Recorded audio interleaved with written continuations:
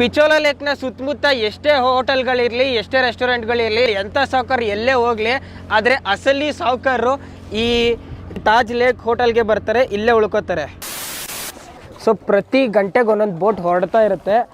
5 ಗಂಟೆ ಬೋಟ್ಗೆ ಹೊರಡಬೇಕಾಗಿತ್ತು, ಆದರೆ 6 ಗಂಟೆ ಬೋಟ್ಗೆ ಹೊರಡ್ತಾ ಇದ್ದೀನಿ. ಕರೆಕ್ಟಾಗಿ 5 ಗಂಟೆ 5 ನಿಮಿಷಕ್ಕೆ ಬಂದಿಲ್ಲಿದ್ದೆ. ಆಲ್ರೆಡಿ ಬೋಟ್ ಸ್ಟಾರ್ಟ್ ಆಗಿ ಹೋಗೇ ಬಿಟ್ಟಿತ್ತು. ಇಲ್ಲೆಲ್ಲ ಫಿಶಿಂಗ್ ಮಾಡ್ತಾಯಿದ್ದಾರೆ.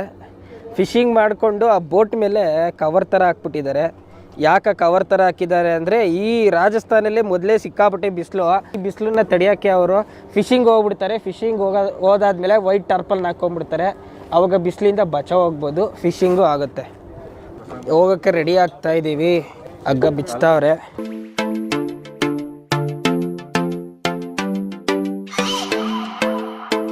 ಇಲ್ಲಿಂದ ದೈತ್ಯವಾಗಿ ಕಾಣಿಸ್ತಾ ಇದೆ ನೋಡಿ ಸಿಟಿ ಪ್ಯಾಲೇಸು. ವಾಹ್, ಅದ್ಭುತವಾಗಿರೋಂಥ ವ್ಯೂ ಇದಂತೂ.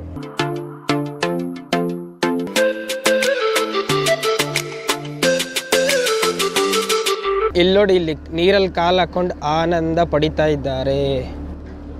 ಅಲ್ಲೂ ಅಷ್ಟೇ.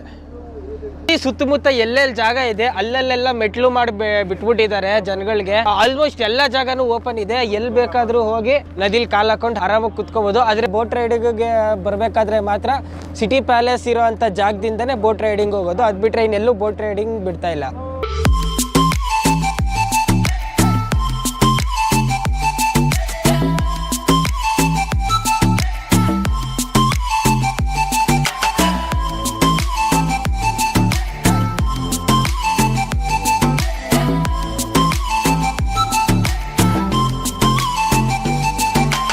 ನೀವೆಲ್ಲೆಲ್ಲಿ ನೋಡ್ತಾ ಇದ್ದೀರಾ ಸುತ್ತಮುತ್ತ ಎಲ್ಲ ಕಡೆನೂ ಹೋಟೆಲ್ ಮತ್ತು ರೆಸ್ಟೋರೆಂಟ್ಸ್ಗಳಿದೆ. ಇಲ್ಲಿ ನೋಡಿ, ಬಾಲ್ಕನಿ ವ್ಯೂ ಇಲ್ಲಿರೋದಲ್ಲ. ಪಿಚೋಲಾ ಲೇಕ್ನ ಸುತ್ತಮುತ್ತ ಎಷ್ಟೇ ಹೋಟೆಲ್ಗಳಿರಲಿ, ಎಷ್ಟೇ ರೆಸ್ಟೋರೆಂಟ್ಗಳಿರಲಿ, ಎಂಥ ಸಾವುಕಾರ ಎಲ್ಲೇ ಹೋಗಲಿ, ಆದರೆ ಅಸಲಿ ಸಾವುಕಾರರು ಈ ತಾಜ್ ಲೇಕ್ ಹೋಟೆಲ್ಗೆ ಬರ್ತಾರೆ, ಇಲ್ಲೇ ಉಳ್ಕೋತಾರೆ. ಇಡೀ ಪಿಚೋಲಾ ಲೇಕ್ನ ಮಧ್ಯೆ ಇರೋವಂಥ ತಾಜ್ ಲೇಕ್ ಹೋಟೆಲ್ ಇದು. ಒಂದು ರಾತ್ರಿಗೆ 30,000 ರೂಪಾಯಿ. ಕಪಲ್ಗಳಿಗೆ ಯಾವುದೋ ಒಂದು ಚಿಕ್ಕ ರೂಮು 30,000 ರೂಪಾಯಿ ಕೊಡ್ತಾರೆ. ಸೊ ನೆಕ್ಸ್ಟ್ ಟೈಮ್ ನೀವೇನಾದರೂ ಈ ಪಿಚೋಲಾ ಲೇಕಿಗೆ ಬಂದರೆ ಈ ತಾಜ್ ಹೋಟೆಲಲ್ಲಿ ಇರಲೇಬೇಕು.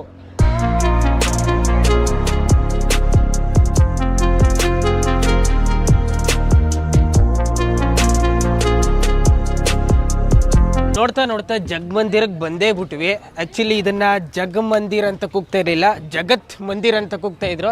ಆದರೆ ಯಾವಾಗ ಜಗತ್ ಮಂದಿರ ಇದ್ದು ಜನಗಳು ಬಾಯಿಂದ ಬಾಯಿಗೆ ಜಗತ್ ಮಂದಿರ ಅಂದು ಅಂದು ಅಂದು ಅಂದು ಇದೀಗ ಸದ್ಯಕ್ಕೆ ಜಗಮಂದಿರ ಆಗಿದೆ. ಜಗಮಂದಿರ ಅಂತ ಕೇಳಿದ ತಕ್ಷಣ ಏನೋ ದೇವಸ್ಥಾನ ಇರ್ಬೋದು ಅಂತ ಹೇಳ್ಬೋದು, ಅನ್ಕೊಬೋದು ನಾವೆಲ್ಲ. ಆದರೆ ಯಾವುದು ದೇವಸ್ಥಾನ ಇಲ್ಲ, ಜಸ್ಟ್ ಪ್ಯಾಲೇಸ್ ಇದೆ, ಒಂದು ಹೋಟೆಲ್ ಇದೆ ಅಷ್ಟೇ.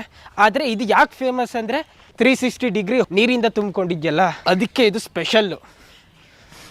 ಲೇಕ್ ಮಧ್ಯ ನೋಡಪ್ಪ ಗಾರ್ಡನ್ನು, ಎಷ್ಟು ದೊಡ್ಡದಾಗಿರೋ ಅಂಥ ಜಾಗದಲ್ಲಿ ಈ ಪ್ಯಾಲೇಸ್ ಇದೆ. ನಿಮಗೆಲ್ಲ ಗೊತ್ತಿರೋ ಹಾಗೆ ರಾಜಸ್ಥಾನಲ್ಲಿ ಸಿಕ್ಕಾಪಟ್ಟೆ ಸೆಕೆ ಅಲ್ವಾ. ಮಾಮೂಲಿ ಜನಗಳಾದರೆ ಕೆರೆಲೋಗಿ ಬೀಳ್ತಾ ಇದ್ರು. ಆದರೆ ರಾಜ ಮಹಾರಾಜರು ಏನು ಮಾಡಬೇಕಾಗಿತ್ತು, ಅದಕ್ಕೆ ಅವ್ರು ಕೆರೆಯಲ್ಲೇ ಮನೆ ಕಟ್ಟಿಸ್ಕೊಂಡ್ಬಿಡ್ತಾ ಇದ್ರು, ಕೆರೆಯಲ್ಲೇ ಪ್ಯಾಲೇಸ್ಗಳು ಕಟ್ಟಿಸ್ಕೊಂಡ್ಬಿಡ್ತಾ ಇದ್ರು. ಆ ಥರ ಕಟ್ಟಿಸ್ಕೊಂಡಿರೋ ಪ್ಯಾಲೇಸ್ಗಳಲ್ಲಿ ಇದೊಂದು ಮತ್ತೆ ಕಾಣ್ತಾ ಇದೆಯಲ್ಲ, ಆ ತಾಜ್ ಹೋಟೆಲ್ ಒಂದು.